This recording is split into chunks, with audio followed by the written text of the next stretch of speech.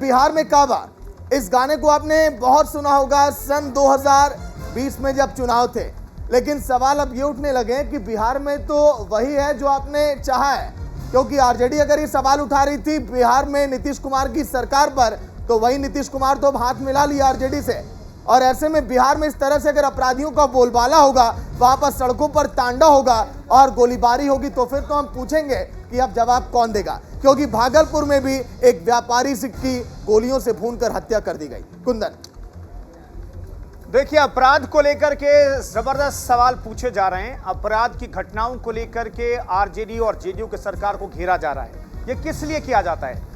बिहार की सियासत को जो लोग समझते हैं वो कहते हैं कि आरजेडी का शासन जब जब रहा और जब जब लौटा तो अपराधी बेखौफ हो गए और अपराधियों की पार्टी आरजेडी है। इसीलिए कोई घटना घटती है तो राजनीतिक तौर पर आरजेडी और जेडीयू को घेरने की कोशिश होती है। एक और घटना घटी है भागलपुर में, इसलिए सरकार को घेरा जा रहा है।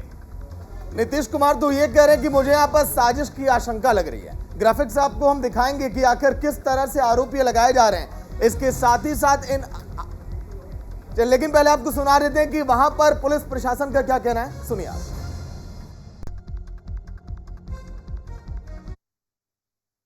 दुकान इन लोगों का ऑन रोड ही है, घर भी है, दुकान भी है। ये लोग आपस में अंदर कारोबार वगैरह के सिलसिले में बैठे थे। ये बाहर निकले हैं, इसी से बीच में आवाज़ आई है, पटाखे जैसे की आवाज़ की, यानी ऐसा लगता है कि 6-7 गोली चलिए, तभी पटपट पटपट आवाज़ आई है। और जब ये लोग 1 मिनट के बाद इसके और दूसरे कज़िन भाई वगैरह बाहर जब निकले हैं तो ये ऑन रोड। अभी एक व्यवसायी की यहाँ गोली मारकर हत्या कर दी गई है नाथनगर में। इस पे यहाँ जो खाली खोखा है काफ़ी संख्या में मिला है और लगता है 4 गोली लगी है। तो हॉस्पिटल में ले जाते के क्रम में उनकी डेथ हो गई है। तो ऐसा लग रहा है कि जो भी लोग थे वो हत्या करने के इरादे से ही आए थे। तो अभी जाँच की जा रही है और जल्दी ही इसका उद्भेदन करके अपराधी की गिरफ्तारी सुनिश्चित की जाएगी। तो देखिए, सिल्क उद्योग जो है, सिल्क का कारोबार भागलपुर में अच्छा खासा होता है और वहां पर एक सिल्क कारोबारी को अगर आप मार देते हैं, इस तरह के वारदात करते हैं, तो फिर कारोबारी में हड़कंप मच जाएगा और फिर वहां पर जो कुछ कारोबार बचे हैं उस पर भी इम्पैक्ट पड़ेगा। पिछड़ी जाति और अल्पसंख्यक समाज के इलाके को टारगेट किया जा रहा है। बिहार में गुंडाराज के बहार बा, इस पर आरोप ये लगाए जा रहे हैं। ये नीतीश कुमार ने ये लाइनें बोली है कुंदन कि वहां पर टारगेट किया जा रहा है जो छोटी जाति के लोग हैं। सरकार बदली है, चीजों को आगे देखा जाएगा, बदलाव किया जाएगा। नीतीश कुमार ये कह रहे हैं, जबकि सत्ता में तो यही थे। बिल्कुल, लेकिन देखिए, अपराध की घटनाओं पर जेडीयू और आरजेडी की सरकार को घेरा जा रहा है और एक बार फिर से घटना घटी है। और मैंने आपको बताया कि सिल्क का कारोबार जहां पर है वहां पर इस तरह की घटना घटी है तो कारोबार पर इसका इम्पैक्ट पड़ेगा सीधे तौर पर और लोगों के रोजगार पर भी असर पड़ेगा। इसलिए आरोप प्रत्यारोप का दौर आप देखिए अगले कुछ दिनों में लगातार जारी रहेगा।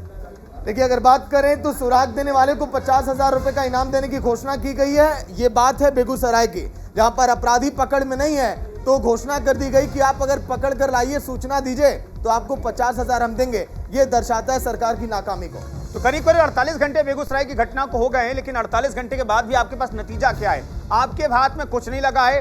वो दोनों अपराधी नहीं पकड़े गए, किस गाड़ी का इस्तेमाल किया गया, किस बाइक का इस्तेमाल किया गया, ये पता नहीं चला है। तो आपको इनाम की घोषणा करनी पड़ेगी और लोगों से आपको मदद मांगनी पड़ेगी। इसलिए 50,000 रुपए के इनाम का ऐलान किया गया। तो बिहार में कानून व्यवस्था फेल और उस नाकामी पर पर्दा डालने के लिए, उसको ढकने के लिए नीतीश कुमार ये कह रहे हैं कि ये सब तो भाई साहब साजिश है, इसमें कोई और शामिल है। यहाँ पे अल्पसंख्यक को निशाना बनाया जा रहा है और नीतीश कुमार ये कह रहे हैं कि जो बता देगा, जो उन अपराधियों को पकड़ के लाएगा, जो सूचना देगा, 50,000 रुपए उसको इनाम मिलेगा। सहयोगी संजीव लाइव जुड़ गए पूरी जानकारी के साथ। संजीव, अपराधी मिल नहीं रहे, अंधेरे में तीर चला रही बिहार की सरकार, वहां की कानून भी, क्या कुछ पता चला अभी तक? संजीव, देखिए, बिल्कुल आपने बिल्कुल सही कहा। जो रिपोर्ट जारी किया गया था आज से 4-5 दिन पहले एडीजी मुख्यालय ने कि सबसे बेहतर राज्य है बिहार और क्राइम कम है, लेकिन आप देख लीजिए कि बेगूसराय के मामले में हालांकि ये जरूर तो कुछ कह सकते हैं पुलिस को सुराग मिला है या कह सकते हैं सफलता मिली है कि स्कैच जारी किया गया है। जो बाइक सवार थे और उस पर 50,000 का इनाम घोषित कर दिया गया, यानी कि पुलिस नाकाम रही और 48 घंटे बीतने को है, पुलिस को कुछ भी हाथ नहीं लगा और इस पूरे मामले में पूरा राजनीतिक रंग ले चुका है।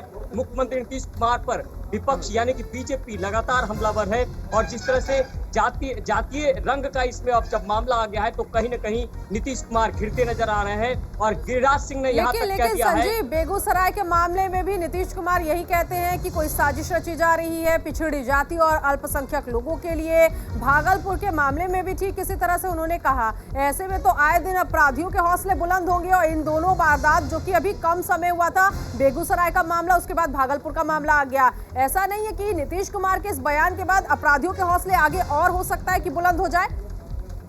बिल्कुल, बहुत सही सवाल आपने किया है। देखिए, आप जरा समझिए, जो पीछे की बिहार के इतिहास को अगर देखिए तो आरजेडी और जेडीयू की सरकार जब से बनी है लगातार अपराध के ग्राफ बढ़े हैं। हत्या, लूट, डकैती की घटनाएं बढ़ रही हैं। भले ही पुलिस अपने दावे कर ले, लेकिन जिस तरह से जो अब जातीय रंग इसे दिया जा रहा है नीतीश कुमार के बयान के बाद, बिहार की राजनीति में एक तरह से कही कि पूरी तरह से गरमा गई है और अब इस पर बीजेपी एक तरह से कहे कि पूरी तरह से हमलावर है। और अब ये देखना होगा कि आखिर जिस जंगल राज की बात कही जाती थी, क्या ये जंगल राज है या ये सुनियोजित साजिश के तहत ये अपराध की घटना को अंजाम दिया जा रहा है। बड़ी बात अब ये है कि इन दोनों ही मामलों में पुलिस कितना कड़ा एक्शन लेती है और एक्शन लेने के साथ ही साथ अब आगे निकलकर सामने क्या आता है बिहार से, क्या इसी तरह से अपराधी इस तरह की वारदातों को अंजाम देंगे या इन पर सरकार जो है लगाम कसेगी। फिलहाल बहुत शुक्रिया इस जानकारी के लिए।